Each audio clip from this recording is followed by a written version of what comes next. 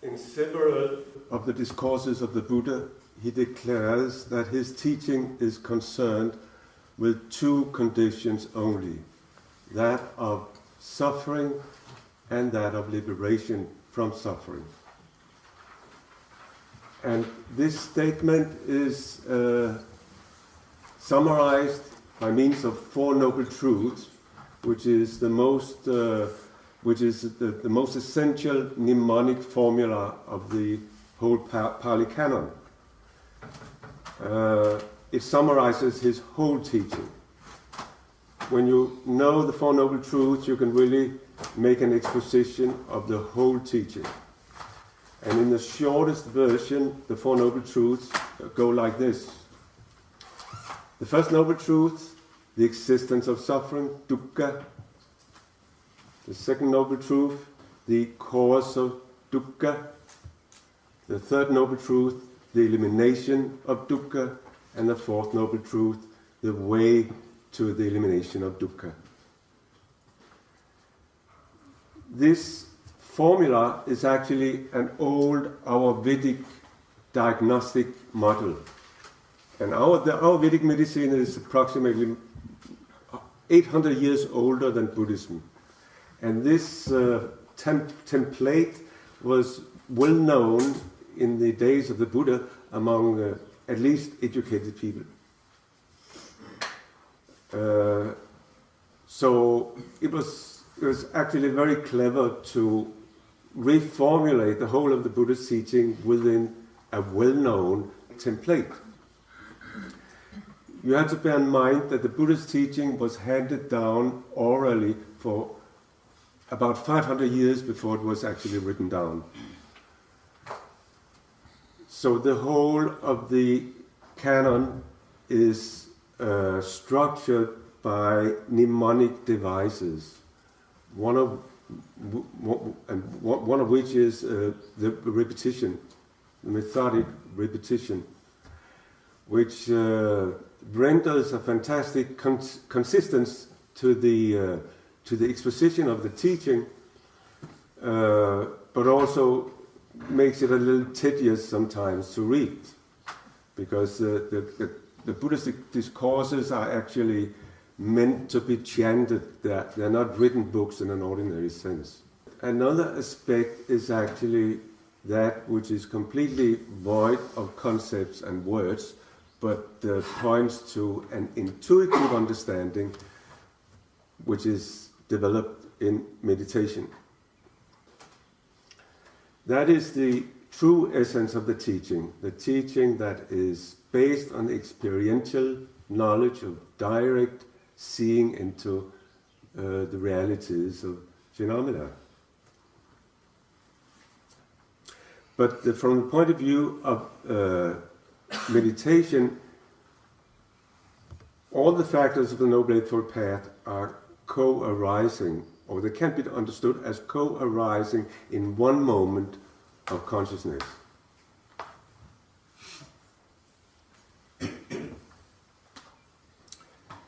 And that goes for the understanding of all Four Noble Truths as well. There's both this gradual approach and there's this all-encompassing approach. So let's have a look at the Four Noble Truths. First of all, who is this medicine for? Who is this medicine for? The Buddha is also called a physician, a great physician who cures the disease of existence.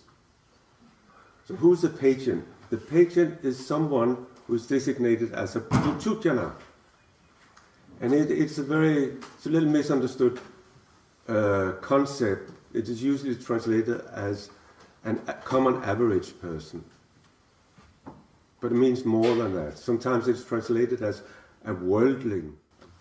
But actually, etymologically, it points to a person who has separated himself from reality, who has created an individuality through distortion of perception and consciousness and the way he thinks.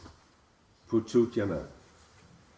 So a little clumsy transcription is hallucinatorily separated individual.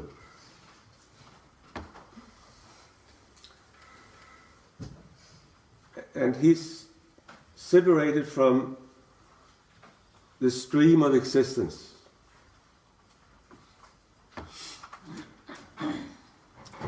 So let's have a closer look at the state of his suffering and the cause of his suffering. Dukkha means etymologically bad hollowness, and it points to this lack of a permanent essence and phenomena, especially in our mind. That permanent essence we like to think is there, and if it were there, would be our self, our true identity, our true, unchanging, and completely autonomous identity. And actually, the Putuchana is so involved in this idea, and is a cause to a great deal of suffering for him. There are three modes of dukkha. There is the dukkha of change, the potential suffering. I prefer to transcribe dukkha as potential suffering.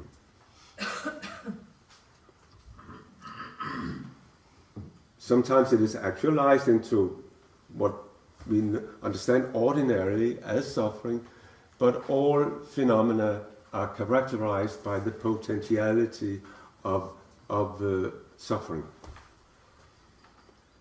So there is potential suffering of change, and of course the cause understanding of this, the suffering of change is, as the German poet Rilke says, the great death goes through all things. It's very difficult to live this life in time without losing something, losing youth, losing health, losing relationships, maybe sometimes losing money and so on, losing opportunities, losing the opportunity of love, and so on. So then there is the Sankhara Dukkha. It's a little difficult term. Sankhara, it is that which characterizes all dharmas except Nibbana Dharma, except the unconditioned Dharma. All conditioned dharmas, and it's all other phenomena are characterized by being compounded. They are sankharas. There are various translations of this term. Constructions, for instance, activities. Buddha was actually the first constructivist in the history of ideas. You know, constructivism is a dominating paradigm within modern science. The idea that things, phenomena lack a permanent essence. Well, we are concerned about matter now, as science is. They're aggregates, they're constructed, they're put together. Like this bowl is a Nepalese singing bowl, and it consists of 7 metals, exactly 7 metals. I don't know the exact content of them. But if you remove one of the metals, it's no longer a singing bowl. It doesn't have this sound anymore. Maybe a bowl, a common bowl, but not a singing bowl. It's the construction, the compoundity of these 7 metals that make up this specific phenomenon. And that is what characterizes a compounded phenomena. If you change one relation, you change the whole thing. You change one relation in a system, you change the whole system. Because there's nothing unchanging in it. Everything depends on everything else.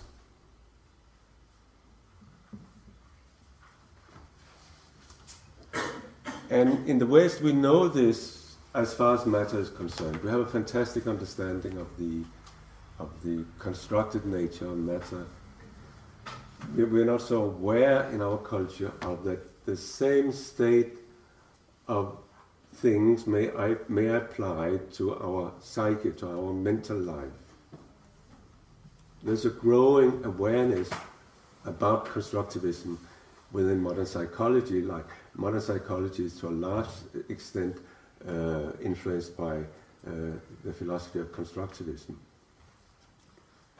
What is so potential painful in what is constructed is, of course, that everything depends on everything else. If you apply this to yourself, for instance, to your mind, we like to believe that we are the master in our own house, and that we have a self, and the working definition of a self is that it must be something that exercises sovereignty over itself. It must be autonomous. If it depends on something else, it's not autonomous. The psyche can be happy, but it depends on conditions. But in the psyche, there's no such thing as a permanent core of happiness. But the psyche can be happy, but it depends. Just as well as the psyche can be sad, it also depends. The psyche can be anything. It depends on conditions. And a lot of people, they actualize the pain of this state. You know, people with serious problems, they don't want to have. You know, who wants to have serious problems? And if we exercise 100% sovereignty over ourselves, we would not have serious problems. We would not have depressions and clinical anxieties and so on. But because the mind is a constructed phenomenon, sometimes the constructivities of mental states manifest malfunctioning, which we do not exercise control over. We are subjected to.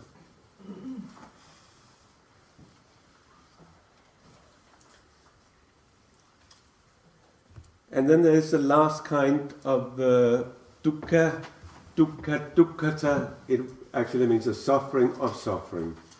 And it's the kind of suffering which we all know, everybody knows, the pain in the body when we're sick, or the despair of some tension we experience, our problems, the despair of our problems, our depressive states, our fears, and all that.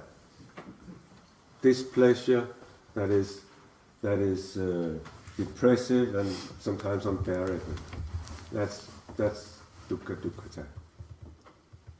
But also the pain caused by illness. The pain caused by old age. So let's have a look at the second noble truth, the cause of suffering. And in order to really understand the second noble truth, this template actually incorporates an understanding of rebirth. We don't have to be so concerned with it, and you don't have to have any relationship, whatever, to the concept of rebirth or past lives in order to meditate. There were people at the Buddha's time who did not believe in rebirth, and he said, never mind, you just go ahead and liberate yourself and experience the fruit of liberation in this life. Don't bother about the past or the future. But it was a dominant idea in his time. But in order to understand that the second noble truth can be the cause of physical suffering, you had to understand the background in the side of past lives. I'll make one more comment on it. The second noble truth is desire. Is this desire thirst, tanha? Because it's actually not change itself that is a cause of suffering. Actually not. No, it's not. It's trying to hold on to what is changing. It's desiring what is changing. It's like trying to hold on to the clouds in the sky. And if your whole life is about this, you will suffer a lot. And also you will be terribly involved in the hopeless business of clinging to pleasure and pushing displeasure away. If you start this business of clinging to pleasure, you have to feel aversion towards displeasure in order, according to the logic of this striving. And this is what the Putujana is doing. That is how he is hallucinatorily separating himself from a stream of consciousness, Vijnana Sota, or for the stream of phenomena, the Dharma Sota. He doesn't see the stream.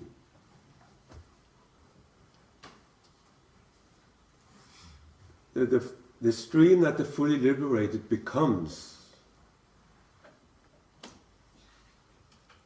as his natural state of mind, a stream purified from all clinging, from all desires, no longer desire, there's only the stream of phenomena, the pure stream. But the Putujana will have none of that. He tries to construct his separated individuality outside of this stream. He sort of builds this kind of ivory tower by way of this clinging and condemning, his world. What really is the driving force is the thirst for existence and the thirst for non-existence. The thirst for existence could also be understood as a thirst for I, and the thirst for non-existence is a thirst for not I.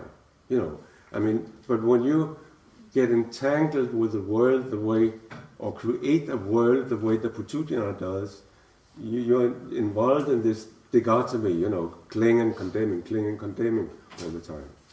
And it's actually two sides of the same thirst.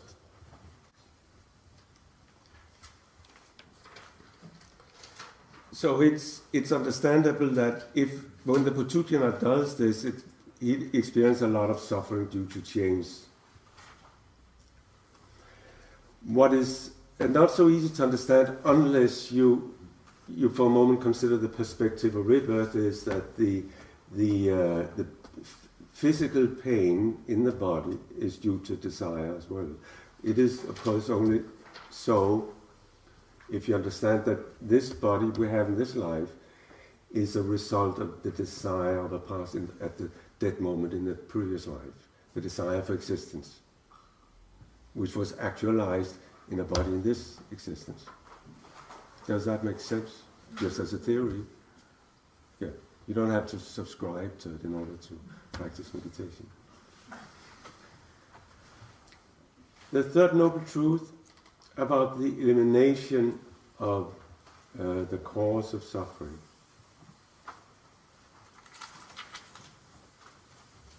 This is actually what we are working very hard on.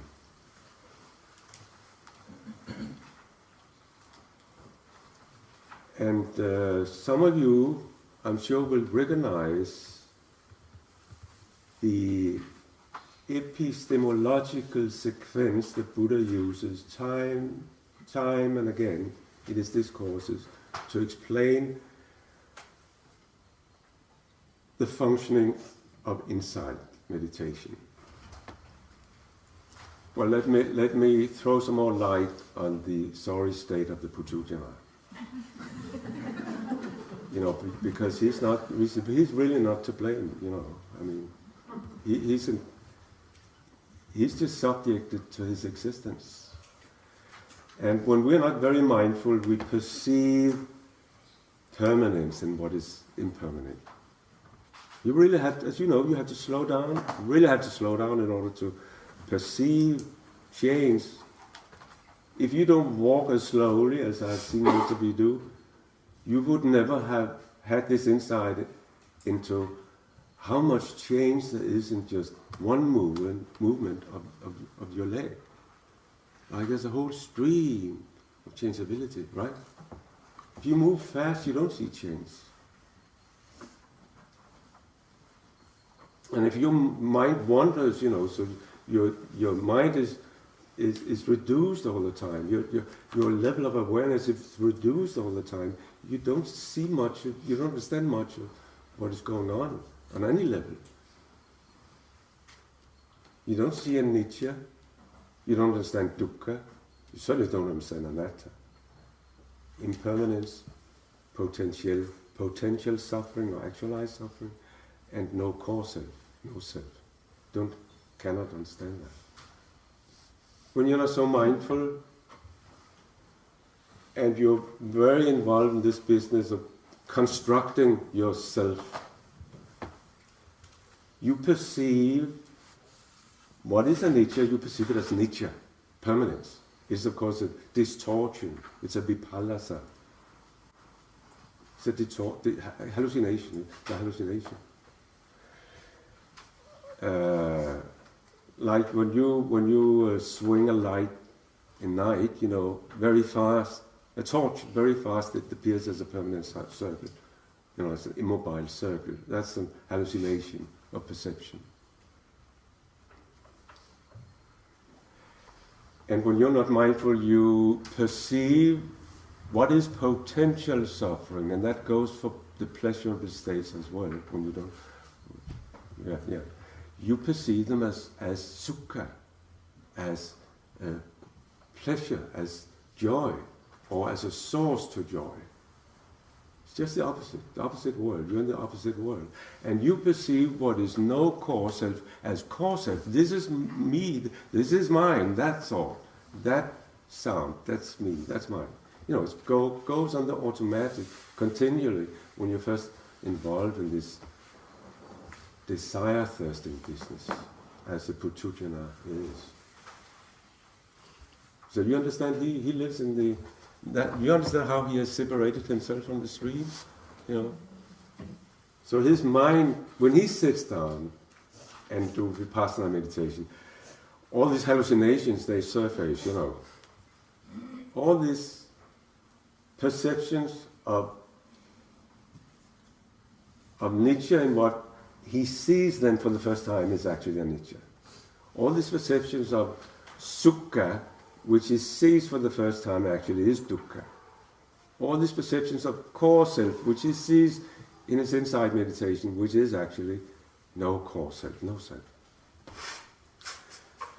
And if he's not so lucky to get around to practicing insight meditation, he's just caught up in this separated, hallucinatorily separated individuality.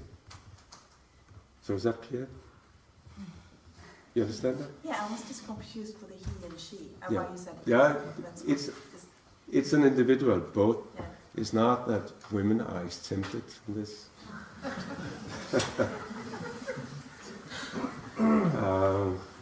So when there's a little hope, because in the commentary literature, it's stated that there are two kinds of Putujanas. There's just a blind Putujana. I mean, there's no hope for him. But then there's the Kalayana Putujana. It actually means a blessed Putujana. And what his blessing is conferred to him from the beginning of his practice. There's also a nicer word for the blessed, the Kalayana Putujana, and that is a Chula Sotapanna, a little stream ender. Because in his development of insight into the stream, he's in the right direction, you know. He's about to enter the stream. As I mentioned, when we switch over to Vipassana now, we try to enter the stream. And to the extent that you begin to understand rise and fall, you are becoming a little stream enter. And the way you become a little stream enter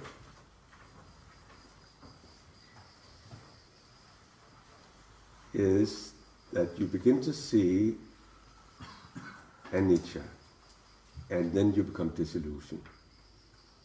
Because you're so you've customized yourself to understand that I am permanent, my identity is all what I think is me, myself, it's not momentary. But all of a sudden you begin to see it, and then you become disillusioned.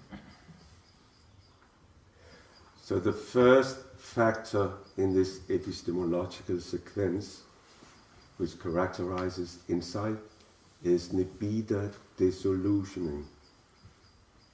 It is translated in various ways. Sometimes you become disenchanted. And the disillusionment, that's like a wakening up. Just in the transition, it's a little painful, you know, or whatever you thought was like this or that, you see is actually not like this or that. It's a little painful to discover this, but then it's the serenity of understanding reality as it is takes over. So there's nibbida, then there's viraga. Viraga means the fading, or is translated as the fading away of passion or fading away of desire. A modern, very eloquent transcription is letting go. Letting go. What you let go of is your unwholesome reactivity. You let go because you become disillusioned. You let go of your clinging and condemning because you see in the momentariness of your object there's nothing there to cling to, there's nothing to condemn. So nibbida, disillusioning, leads to letting go, and then you are in a state of vimutti, you're liberated for one moment. As far as your relation to this object is concerned, you're liberated. Nibbida, viraga, vimutti. So this liberating process goes on continually in insight meditation. To the extent we have the insight into momentariness, to the extent we have the insight, a little more advanced insight into the potential suffering in what is momentary and impermanent, and to the extent that we have the still more mature insight into no core self, in what we perceive as momentary and potential suffering. There is nibbida, disillusioning, a deepening of disillusioning, a deepening of let it go, and an expanding of liberation. And we have these insights in the context of our biography, in the context of the story we have about ourselves. The Putujana, he has developed a fantastic story about himself up to the point where he starts meditating. In Western psychology, it's called the self-narrative. And we all have such a narrative. We're telling it to each other continually, you know. So then I was there, and then this and that happened to me, and then I said so and so on. And the narrative, the story changes a little bit every time we tell it, right? Even the Buddha has such a story about himself.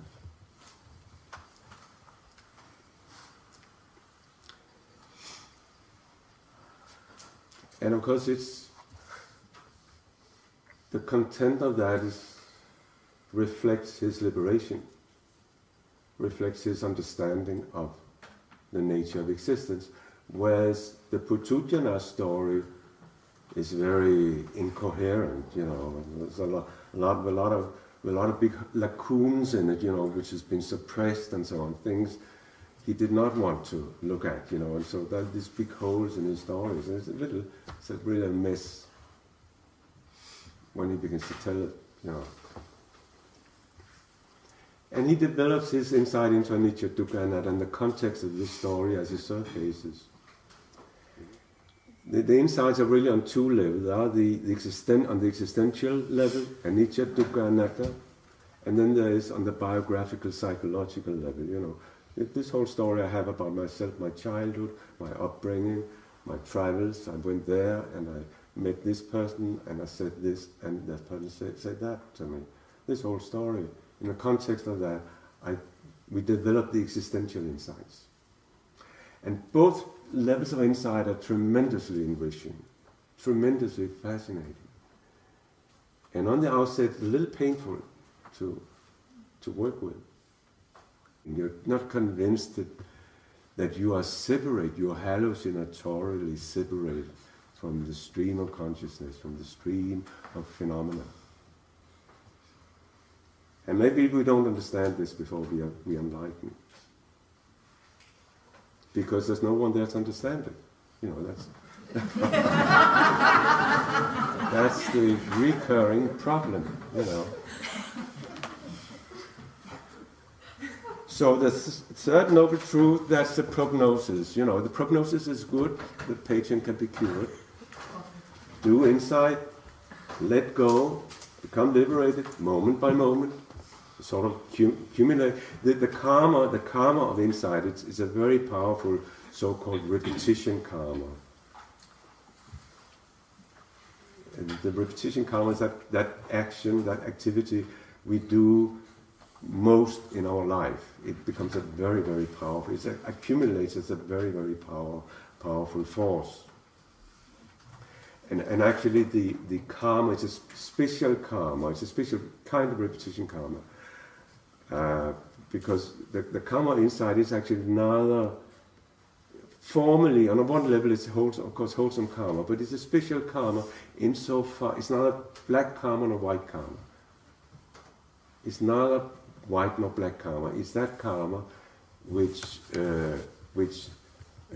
surmounts all karma. It's that karma which has the power to decondition our mind from the results of all karma. Yeah, the prognosis is good, the patient can be cured. He can enter the stream of the real world and live in peace, in harmony with the realities of life, with the realities of his mind. If he takes the right medicine, and that's the Noble Eightfold Path. The characteristic of this mnemonic system is that the various links are each a mnemonic thread. Like to begin at the end of the Noble Eightfold Path, the Noble Eightfold Path in itself is a thread, a sutta as it's called. So when you memorize this thread, you have, and you can make an exposition of each of the links. You know quite a lot of the Buddha's teaching. An exposition of the eighth step of the Noble Eightfold Path, that is right concentration, sama samadhi. That is formally it is the 8 jhanas, you know, which are the traditional way of describing concentration as an But really, whatever concentration co-arises with the other 7 factors, that is right concentration, says the Buddha. Whatever concentration arises with the other factors, whatever concentration arises with the right speech, that is right concentration. The 7th link, the 7th step, refers to the 4 foundations of mindfulness. It's a huge exposition that will clarify what these foundations are about. Joseph has written a whole book about it, which is over there in the lounge, and it goes for Samasati as well. That Samasati, that is actually whatever mindfulness arises, co-arises with the other path factors. That is right mindfulness. I won't go through all the path links. Just point out that you can understand the Noble Eightfold Path as a process, as a linear process. You know, you start out with right view, as the Putudya does. He hears about the Buddha's teaching, he acquires a theoretical right view, and then you go on to you stirring up right thought, right intention, and so on. From the point of view of meditation psychology, all these factors are co-arising in one state of mind. The Shila factor is then like the supportive condition of that concentrated awareness. And if it was not there, it would be difficult to concentrate. The relationship between the three sections of the Noble Eightfold Path is that Shila leads to gladness in the sense of non-remorse. I did the right things. I don't have to worry about what I did, that it was wrong, I did the right things. So it's easy for me to concentrate my mind. And as I concentrate my mind, it becomes easy for me to understand what I'm focusing on. And I begin to have these insights. Actually, what I used to recommend whoever listens to my exposition of this one of truth is that please forget the whole thing, because you understand, you have to develop your own understanding. You know, the only way to understand Four Noble Truth is by experience, in your inside. You know, actually to invest too much faith in your teacher can be a hindrance, as I pointed out this morning, can be a hindrance to your motivation to test all these theories for yourself, see for yourself. So you should be a little skeptical about everything what I've said, you know. Yeah, maybe something about it, but maybe not. I have to test these things out for myself. So that's the end of my talk. Yeah. So thank you. Thank you.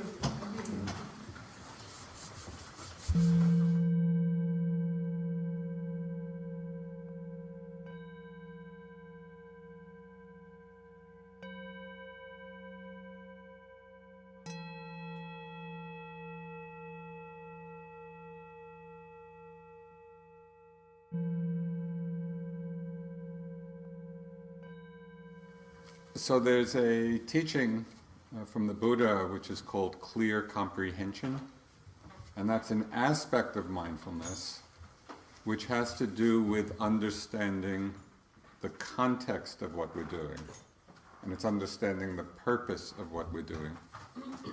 So we could be undertaking the metta practice, for example, with the purpose of perhaps easing a difficult relationship. So we're understanding that's our intention in a particular time for doing the metta, and that's fine. That intention or that purpose is skillful. That's different than, as we're doing the phrases, leaning into them. Is the relationship getting better? I hope it's getting better. If I do this more, will it get even better? In other words, we set the intention, the purpose, and then let it go. And then we simply do the practice and let the practice unfold. So we set the intention or the purpose at the beginning and then let it go. And then we bring the mirror-like awareness of mindfulness to whatever's present. And I think the image of a mirror can be a helpful one in understanding the nature of mindfulness. That is, mindfulness, like a mirror, simply reflects or simply knows what's arising. So if we're aware of pain in the body, the mirror is reflecting the pain. It doesn't have an agenda with respect to the pain. It's simply knowing, or like the mirror, it simply reflects. So it's just to understand that we can have a purpose, an initial intention for undertaking a particular practice. We set the intention and then let it go and simply do the practice. Without that wanting in the mind. So I hope that's somewhat clear to you. Any other questions? The power of words, I'm wondering whether these are synonyms. Being mindful, being aware, being present. Are they all equal weight? Okay, is being aware, being mindful, being present all the same? This is one of the problems in language, because in English at least, each of those words has multiple meanings.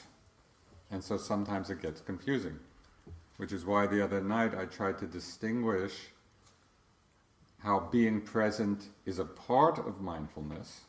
It's necessary, but it's not sufficient, because the black lab is present, but it's not being mindful. So it's a part of mindfulness. Being aware in English is a very tricky word. It means we use it in a lot of different ways. I like how Uffe has been talking about mindfulness, including the awareness that we're aware. I think that's a very useful, because sometimes we say aware simply to mean conscious. Right? We're conscious of something, we're aware of something, we're not unconscious. So that, not like being present, it's not necessarily being mindful. It's awareness, as Uffe said, being aware that we're aware really captures the quality of mindfulness. I have some difficulty distinguishing the thought process. When we meditate and thought arises and we try to let it go, that's one thing. But if we, in the vipassana, are trying to investigate something that arises, is that not also a kind of a thought process? And what is the difference? Right. Okay, so the question was trying to understand the thought process in the meditation, and as thoughts come and go, we're simply trying to be aware of them and letting them go. But then when we talk about investigation of various things, isn't that another kind of thought? Investigation in Vipassana does not particularly mean, or doesn't happen particularly through the thought process, as it often does when we use it perhaps in Western scientific. We're investigating something and we're thinking about it.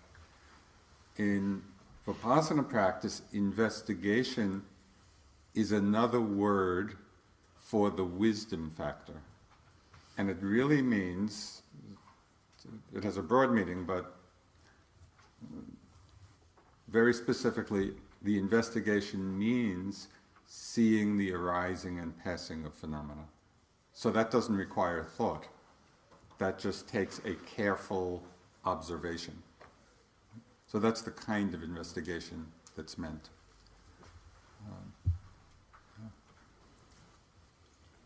Often been told in instructions to rest in pure awareness.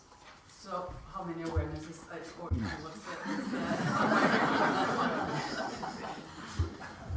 That's really just another. Well, first, different Buddhist traditions use different terminology, and so if you study or are learning in different schools, they may use the terms differently. For the purpose of Vipassana, you could say pure awareness is being mindful. As I said, in other traditions, they may be using it somewhat differently. Somebody here had a question. How to deal with tinnitus?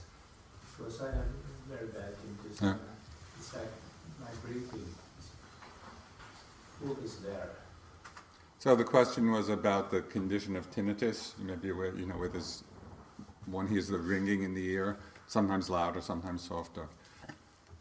It's not uncommon. Basically, I would just be in an easy, accepting rhythm of sometimes when it's very predominant, that becomes the object, and at other times, if it can be in the background, then you're attending to the breath or sensations or other things, but not to get in a struggle with it. So it can just be, it's just something that's there, and sometimes it's in the foreground, sometimes in the background. And just go with that rhythm, and then it's not a problem. Because you can be aware, even though the sound may be there all the time, just like with the sound of the bell, if when you are attending to it carefully, you'll see that there's a vibratory quality to it, so you can be seeing the impermanence of phenomena in that. So it can be another object. But you want to let it be in the foreground, and then at other times be in the background as it is. I thought yesterday that the retreat was going to be the perfect retreat, but A what? the perfect retreat, I really wanted it to be that. And then you started to talk about death. The problem is that emotions, just like certain physical sensations, certain emotions are unpleasant. Just like pain in the body is an unpleasant feeling. Certain emotions are unpleasant, and we've been conditioned to avoid them. Oh, I don't want to feel this. I don't want to feel the fear. I don't want to feel the anxiety. Well, in meditation, in Vipassana, what we do is precisely to open up in the same way that we might open to a pain in the body. Okay, it's okay, let me feel it. This emotion is okay, the fear is okay, the anxiety is okay. And as you learn how to relax into the experience of that emotion, it's okay, let me feel it, then you begin to see the impermanent nature of that emotion. Yeah, fear is there, and we feel it, and we're with it, and then it passes away. And the anxiety is there, we feel it, and it passes away. So we're not so resistant then to these emotions, and when we're more allowing of them, we don't have to live so defensively. Now, if we're afraid of feeling certain emotions, then we create our lives to set up the barrier so we never have to feel them. But that's a very limiting way to live. So it's actually all good what you are experiencing. And you want to practice being mindful, being allowing for those feelings to come up, to be with them and to let them pass.